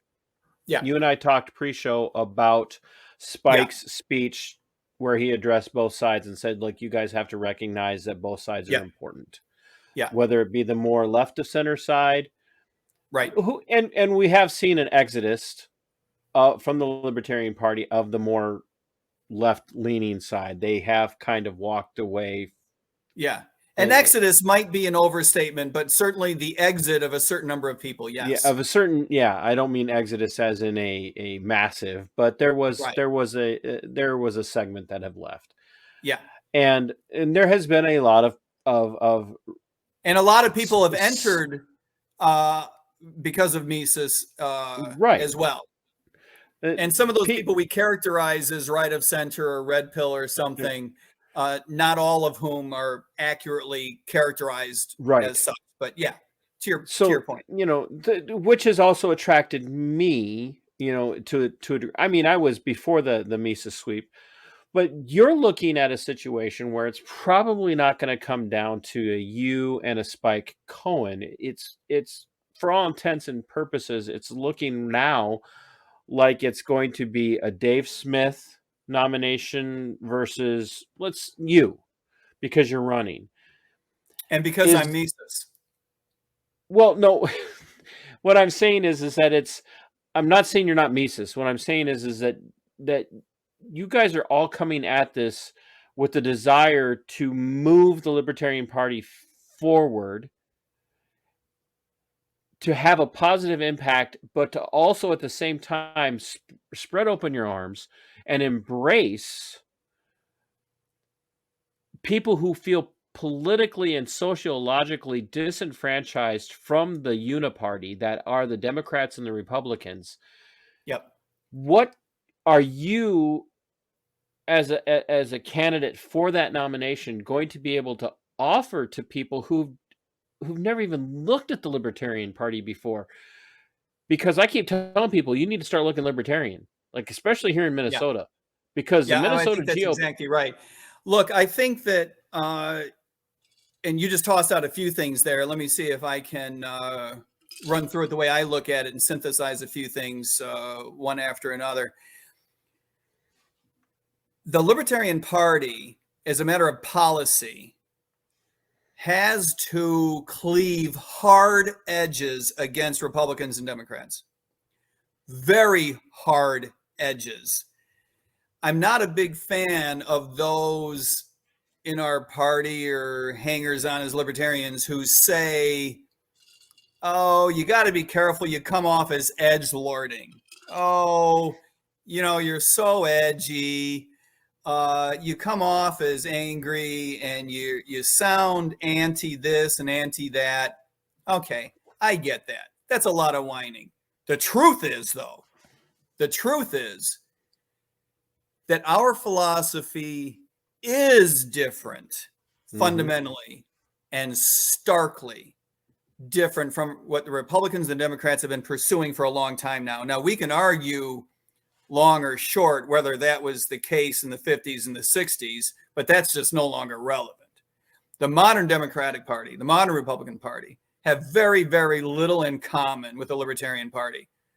They have a whole bunch in common with each other, and that is a disregard for the Constitution and a motivation to keep the other side out of power. This is where authoritarianism comes from. Yep. This is starkly set in contrast against what the Libertarian Party stands for, which is, whether you call it good government or you call it constitutionalism or you call it a decentralization and a minimization of power in the government hands. However you want to characterize it, it's very different from what the duopoly is pursuing, or the uniparty is, as you say, TC. The fact that it's so fundamentally different, and not just different on the edge, not just different in terms of the implications, but the fact that it's fundamentally different means that we are obligated to draw hard edges against what we see in those parties. These are not shades of gray. Right. They are very, very different. And I don't think that we are doing Republicans a service or a Democrat any service by pretending otherwise. When previous candidates, let me use that term, when previous candidates characterize our party as conservative like Republicans and liberal socially like Democrats, right? Economically conservative like Republicans, social liberal like Democrats. What do they talk about often? I hear this on so many libertarian podcasts. Oh, the best of both parties. Yeah. That's bullshit. That's not saying much to start with. Well, number one, it's not saying much. It's also not true, which is a real problem. It's one thing if you're going to lie for political expedience, but if you're going to obfuscate the truth and lose because of it, then I just got to say you're being silly. The truth of the matter is that we are not, economically conservative like a Republican. A Republican is not going to tell you that war is evil. A libertarian will. A Republican is not going to tell you that tariffs are evil. Right. A libertarian will tell you that. Because while both sides might tell you, a Republican and a libertarian might tell you there's inefficiency involved, a Republican is not going to tell you, and therefore the government doesn't have the ethical standing to impose that upon you. That's a very different way of looking at it. A Republican is going to tell you we can get better economic growth if we do away with tariffs. A libertarian is going to tell you, to tell you the truth, I don't care. But as an economist, I'll tell you I care about that efficiency loss. But a libertarian is going to say the government doesn't have the right to take away your right to free trade. Right. That's your right, and it's inherent in you being a human, not by virtue of the government saying we're going to allow you to do it. And that has tendrils, not just on the economic level, but on a socio cultural perspective, where if I don't have a kind of job that allows me to have $600 in my Venmo account, right, where I can go to my neighbor and say, hey, I'd like to buy your used couch for $50. I'm going to transfer you $50 in Venmo. It allows you to go, hey, neighbor, you have chickens. I'd like to buy eggs from you, and I have soybeans. That's not just economic. That's right. That's cultural. And it's violating that is an ethical problem. An ethic, exactly, precisely. Which goes back to our previous conversation, or the conversation, I should say, the conversation we've had already about law enforcement and those changes there, because the state makes these decisions, and then they determine who they're going to send to enforce that, and it's always going to be someone with a gun and a badge. Well, that's exactly right. And that's for economic issues and social issues or cultural issues. All of that comes down. Exactly right. Now I'm mad that I don't have the hat, because you and I are on the same page. That is exactly right. A social liberal and a libertarian, if we agree on a public policy position, okay, great. But to say that the libertarian is socially liberal like a Democrat is not true. Precisely. If we agree that police both need to be, we both agree that police need to be reformed, the Democrat is going to say it because the Democrat is in some sense unhappy with the outcomes from police work on a certain community, without realizing that there's a whole panoply of bad public policy that's trashing that community. And the libertarian is going to tell you, get rid of the bad public policy that's affecting that community. And by the way, The government does not have the right and the authority to protect officers from being sued in court, and they must be held accountable. Not as a matter of efficiency, but because it's the wrong thing to do to protect officers from their constituents being able to seek redress in court. It's an ethical matter. Precisely. Someone who you and I both know and respect, Spike, recently put out a statement that said, Democrats promise you tyranny and deliver it. Republicans promise you liberty, but deliver you tyranny. And either way, you're getting tyranny. Exactly. And that's not just economic. That's not just social. No, that's exactly right. And that's the second half of the answer to your question is what can we offer the rest of America? Mm-hmm. Our fellow Americans, you must recognize at this point that both the Republican and Democratic Party are delivering some version of tyranny. They're getting too involved with your lives. We're not asking you to pick out which part of each party you can stand and let us deliver that for you. We're telling you that the fundamental nature of these parties is no longer in your interest. It's no longer in your interest. Authoritarianism is on the march, not efficiency, not a protection of your rights. The only system that works, because the only system that ever worked, but also the only system that's ethical, is for a government to be in place to protect your rights. That's the reason we have government. If the government is not there to protect your rights, then the government shouldn't be there at all. It should not be there to advance your interests. And that's a hard cleave against a Republican who believes that the world is set up as corporate interests sometimes, union interests sometimes, wealthy people interests sometimes, blah, blah, blah, blah, blah. It's also a hard cleave against a Marxist who believes that the entire world works on the basis of resolving class conflict. And we know that economic growth and human development are not driven by the resolution of class conflict. If we've learned nothing else over the last 100 years, let it be that. The Marxist left in the United States wants law enforcement reformed to enforce their social policy. Exactly. Like if you don't use this person's preferred pronouns, they want the cops to come and get you and take you off to the re-education camp. The Republicans, the supposed conservatives, want law enforcement reformed to go to your house and find out whether or not you have particular sexual proclivities or, well, and I say that because there's so many of them today. So yeah.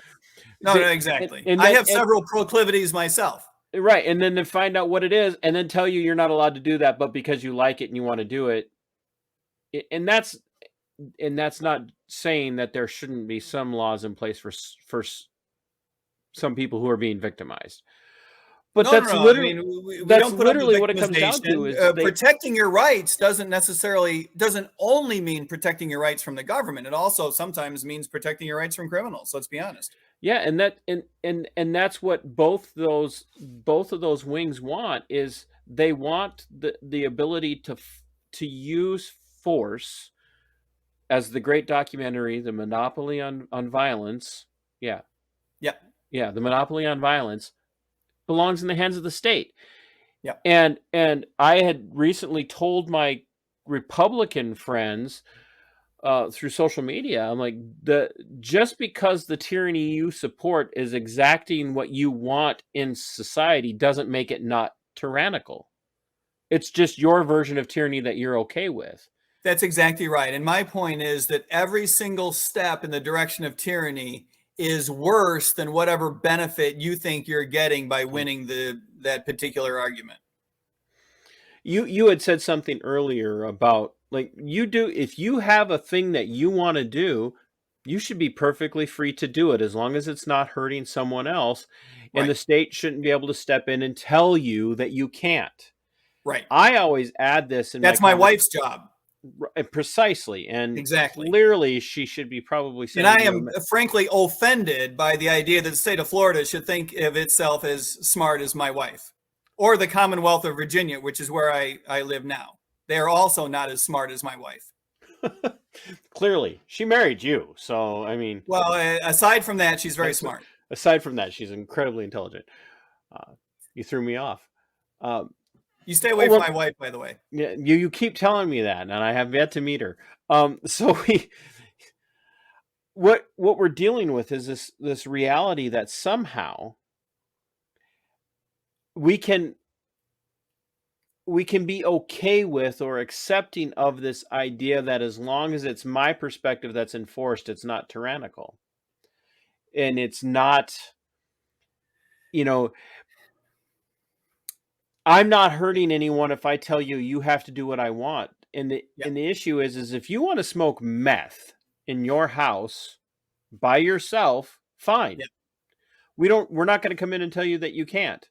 But Right. we're also not going to turn around and give you a handout because you can't stop doing meth and you're ruining your life. That's on you, bro.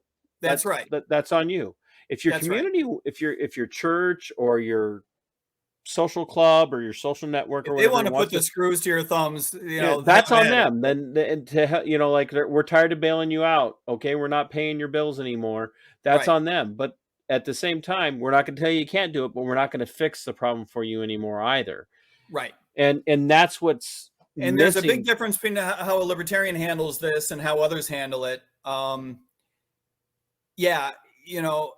Whereas a libertarian will tell you that the government doesn't have the authority or the ethical standing to stand between you and the dumb shit you want to do, right? No other party is going to tell you that. Well, they'll tell you it's their duty. It's their duty to step in and tell you you can't do X or can't do Y. And you must in do many Z. cases, that's a good point. That's exactly right. They feel like they're letting you down if they don't interrupt you. Having said that, as an economist, as someone who wants to reach beyond the borders of the Libertarian Party to attract people, we find that it's important to open people's eyes to the fact that it also doesn't work. That there is, in economic parlance, the loss of efficiency, that the world doesn't work as well as just a practical, down-to-earth, nuts and bolts matter. The war on... No one reasonable can claim that the war on drugs has gone well. Nobody can reasonably I'm trying to think of someone reasonable that would say that, and I can't think of anyone. So nobody can reasonably claim that the war on crime that the war on terror, that the war on poverty has gone. No one can make an argument that these things have worked out, best intentions notwithstanding. And look, I grew up in the 60s and the 70s. We were all hoping that very proactive government policies to get people out of poverty would work. I mean, of course you would hope that, right? Correct. Maybe you were skeptical. Maybe you had an ethical problem with the government spending so much money. Maybe you had an ethical problem or a philosophical problem or a moral issue with people taking money, one people taking it from another, all the traditional libertarian problems that we have with it. Even in those days, people would have had those misgivings, but nobody wouldn't admit that they were at least hoping it would work, right? We were all rooting for it. And as a practical matter, it doesn't work. It's highly intertwined with the ethical matters. Mm-hmm. It turns out that when you behave unethically toward people, they don't behave in ways that you find to be the optimal responses. That's just human nature. Turns out that human beings are ethically driven. You mean to tell me that if I'm unethical to my neighbor's going to respond unethically to me? I spoke to your neighbor recently. Yeah. And I told him that I was pissed that he got the hat and that I didn't. You want this hat, don't you? So you don't live in an environment where the hat is even necessary. That's what I don't. Well, I moved to Virginia this year from Oh, Florida. yeah, so much further north. Well, to me, this is the North, right? I grew up outside of Chicago, but having spent the last 20 years in Florida, this feels quite north. And the winter is coming. Yeah, Virginia winter's just got to be killer. Well, for someone who's spent the last 20 years in South Florida, I have to admit I'm a little bit nervous about this. I'm going to have to get one of those, what do you call it? A hat, like a knit hat. Is that what? Get one of those? One of those, huh? I'm going to have to get one of those. Get ready for the Virginia winter. I'm afraid that if you show up to the presidential debate for the nomination with you and Dave, I don't know. I'll tell you something. I don't know how far you'd get in the debate if you were wearing my hat. I will admit a couple of things about Dave Smith. I do think that I'm the more appropriate candidate to represent the party. Well, I do think Dave is a talented guy. But having said that, if I show up at that debate and he has that hat and I don't, I'm going to punch him right in the face. You know what? It would be. I think Dave might have you on speed, though. So, the only way Dave gets this hat before you is if he shows up on the show before you, which he hasn't done yet. So I understand. Monica said she was going to try and get me. I think the fun interview out of the two of them would be Bernstein. You are a creative and crafty mind. I just think Bernstein would be a blast because as unchecked as Dave is, and I know you know that, as unchecked as Dave is, Bernstein is. Makes Dave look checked, right? Oh yeah, he makes Dave look checked. Have you guys talked about that? I mean, Dave hasn't announced officially, and you have, but has there been? Well, I did early. My team and I figured that we needed to move early because we have an enormous deficit in terms of name recognition. So we're just spending the first year. I don't know if you. I don't think there's as much deficit as you think. I mean, yeah, Dave's got, the big platform with Part of the Problem and Part of Gas Digital, but he's also a stand-up comedian. Yeah. But I don't know if the deficit is, like I was telling you, my friend James, who I'm emceeing the Defend the Guard rally with this weekend, he's like, "Oh, you're having Mike on?" He's got a lot. Love. Yeah, well, he's being kind. He's trying to make you feel better about the quality of your guests. Because he's talking about coming on too, so nothing's gonna so that's not that big a deal. Yeah, it's not that big. By the way, you're going to be at Defend the Guard in Minnesota, and you're on Saturday. I'm emceeing along with. Yeah, I'm emceeing along with James Gentleman, and I think that is a plum assignment. I'm a little bit jealous. I think that's great. You're going to do a great job. You're going to have a great experience. It's going to be a great event. I have You have one coming up too that you're going to go. Rare honor of speaking to one of these events. I'm speaking to Defend the Guard, New Jersey, on October 15. I'm very excited about it because I think it's going to be a great event, and because I'm a big believer. And you said if a person can prove that they were at both events, you'll buy them dinner. If someone can prove that they were at both events, I'll buy them dinner. Actually, if someone even lies to me and says they were at both events, I'd probably buy them dinner. But you didn't say where you would buy them dinner. You just said you would buy them dinner. So that's exactly right. I'm a big believer in controlling the federal government's ability to go to war. And I think that fundamentally that's what Defend the Guard is all about. Most proximately, issue-wise, it's about protecting states' rights and protecting the Guard itself from the stupid stuff that federal governments do.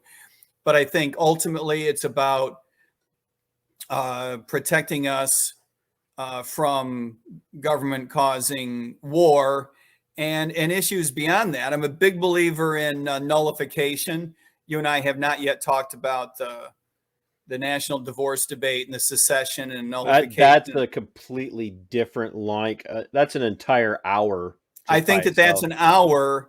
I do want to talk to you about that because I have stumbled into the solution. I have solved the problem. The biggest problem in the world, separation. The biggest problem in the world manifested in political division in the United States, and I have come up with a solution. So is that a teaser for another conversation? Well, I'll tell your audience, you can get an inkling at goldnewdeal.org. But we are going to be solving the world's biggest problem with what we're calling the Gold New Deal at goldnewdeal.org. It's announced here first on your podcast. Oh, cool. Because your podcast is the best podcast that you've been on this week. Ever been on today. Today, okay. Not this week, today. I'll take today. I'm good. It's been a long week. I know, and it's only Thursday, so. It's only Thursday. So, yeah, we do want to talk about that at some point. I'm a big believer that states have the right to secession as a political matter. I do not believe that I do not believe that even a significant minority of Americans want to live in a country other than the United States of America, and that is a deal killer. Yeah, it's if you look at what New Hampshire is doing with the Free State Project, they're definitely which is great. Yeah, which is great. Yeah, and I wouldn't be like plugging to try and get invited to Pork Fest, but I mean, even next year. But what they're doing is great. Yeah. And it's laudable. Yeah. But we are a long ways away from getting people to understand how incredibly important something like nullification and secession is. And as I know, and I don't think other people understand how important it is. There's a reason why they didn't prosecute or ultimately persecute Jefferson Davis at the end of the American Civil War. Yeah. Because at the time, the courts would have justified the Confederacy in their move, and they couldn't have that. Yeah. They could not have that. And it was a tangled web.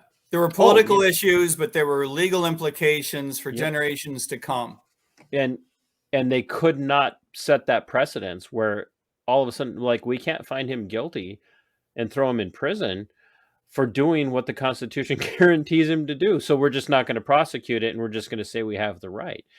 And so I think movements like the Free State Project are absolutely the way to go right now. And they're even starting to do ambassadorships, basically, where the Free State Project is starting to look for people in other states to say, hey, would you be willing to sponsor, these little enclaves in your own state?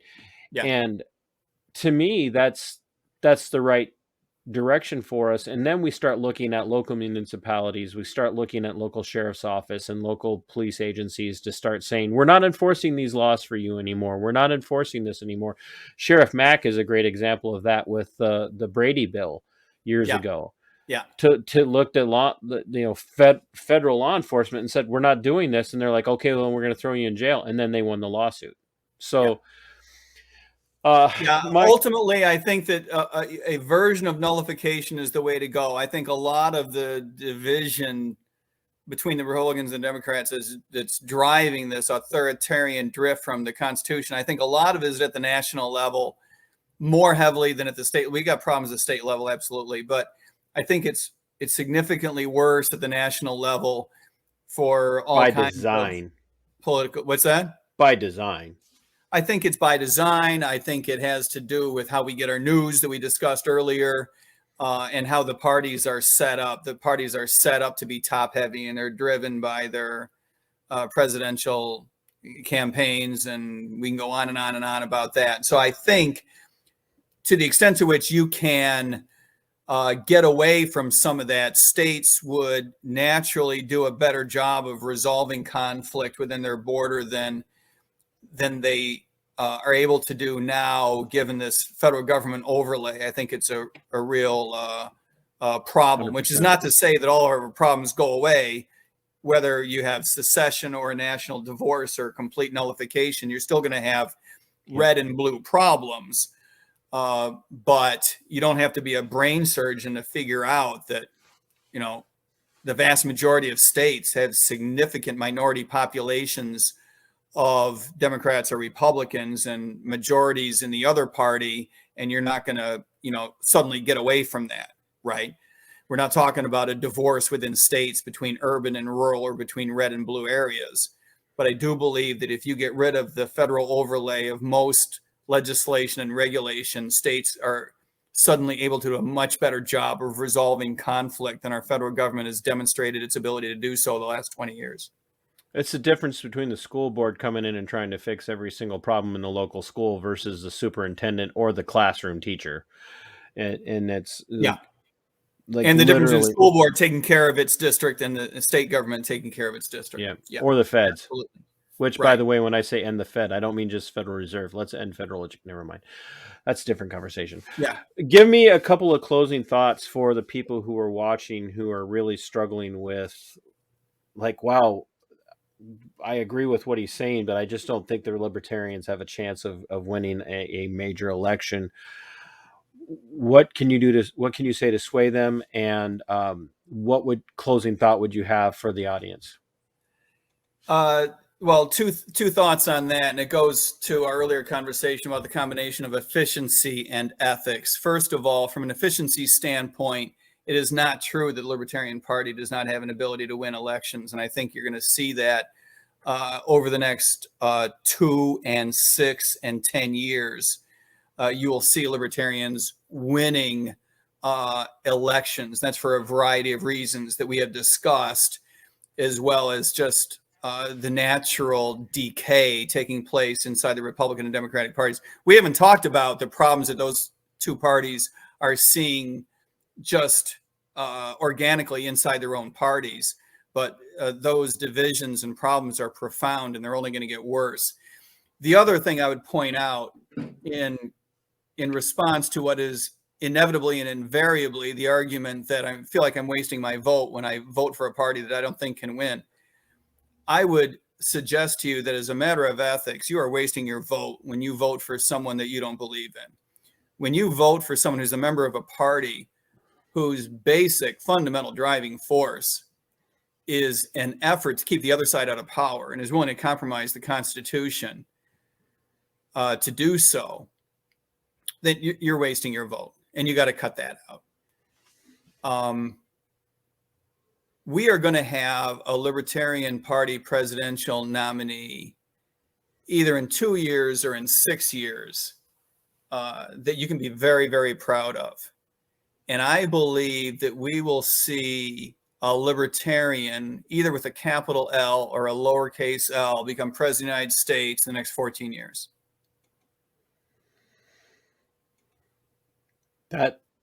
That's probably one of the most bold but encouraging predictions I've heard, because no matter what your perspective is, that it's going to broaden the field and make it stronger. From your lips to God's ears. I don't know if he listens to me that much anymore. He listens to you, but sometimes he's discouraged, and I'm not sure about his pronouns. Oh, no. Oh, well, we'll have to make sure we get somebody with a badge to come in and enforce that for you then. So I appreciate that. I grew up in a very right-wing evangelical Christian family. I was going to ask, are you Dutch by heritage? Yeah, and my family is Dutch Christian Reformed. I was just going to say, I bet you're Dutch Reformed, aren't you? Yeah, they are hardcore. I have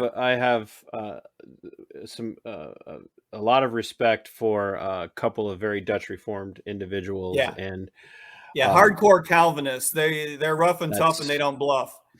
That's my whole commentary up here is Calvin's commentary. So I love that. Good for you. My mother's side is the soft side. They're just hardcore Lutherans, and they're, by comparison, the soft underbelly of the Christian faith, according to my Calvinist side. I have there's the Lutheran Study Bible up there, and I've got Luther's commentary on the shelf Oh around here my goodness somewhere. sake, you got it all going on. I'm so proud of you. Well, one of the So what I local was about to say is that I get enormous pleasure from teasing my cousins, my Reform cousins, about the fact that we all know that God is listening to you, and she's very proud.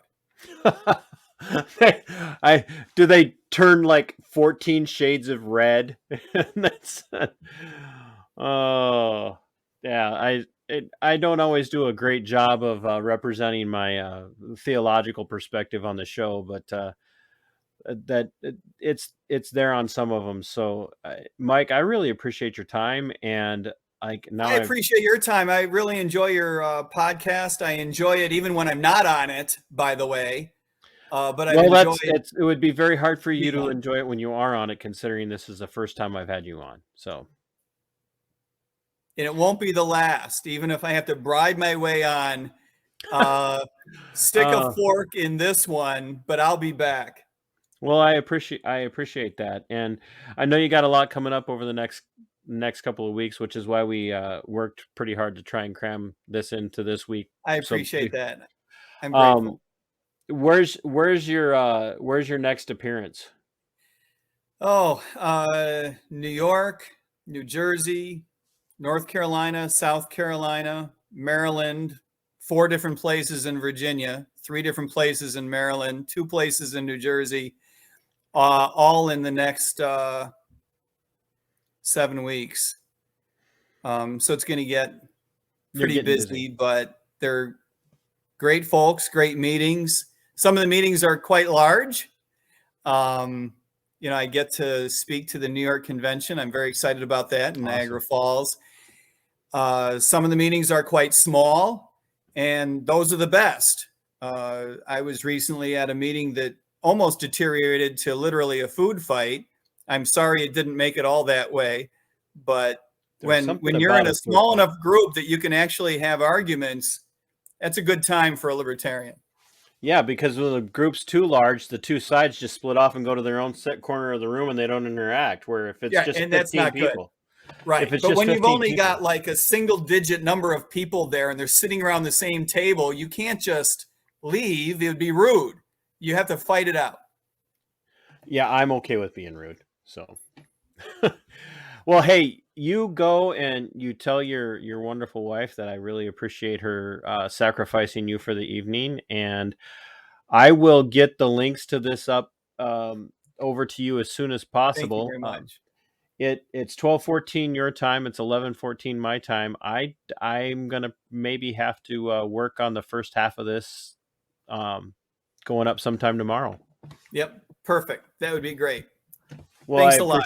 I appreciate your time. You get out of here. You Go get take some rest. care. I'm out. Stay away from my wife. Give me a hat. Bye. Thank you, Mike.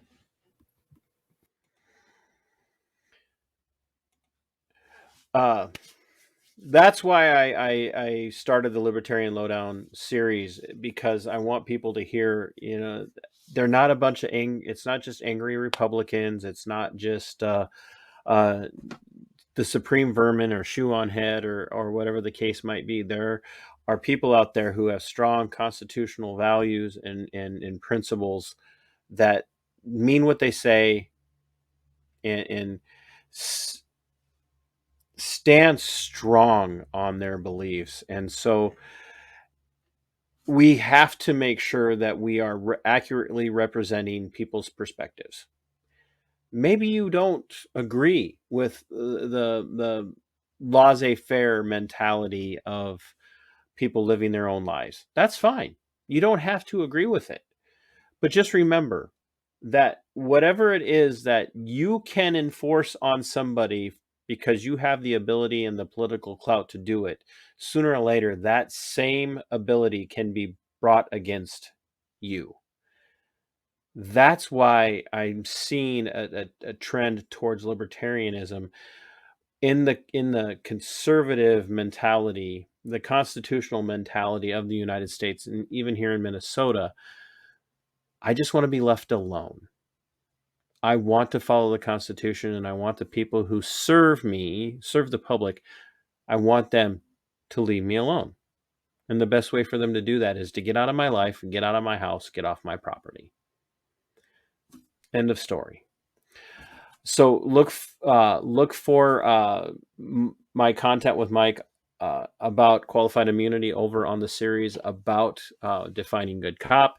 And if you're watching any of my other videos and you're wondering who the Libertarian movement is about, please go check out the Libertarian Lowdown series link in this description for this video for the rest of it. As always, fight for your freedoms. They're yours. Fight for your liberty. It belongs to you. And Sic Semper Tyrannis. We are going for liftoff in T-minus 30. Stand by for further instructions, Minnesota Black Robe Regiment. Secondary guidance systems engaged. Minnesota Black Robe Regiment, it will be on my mark.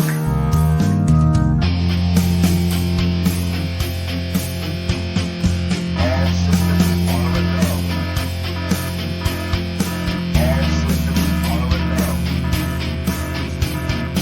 Minnesota Black Robe Regiment, you are over the target. You are authorized to fire at will.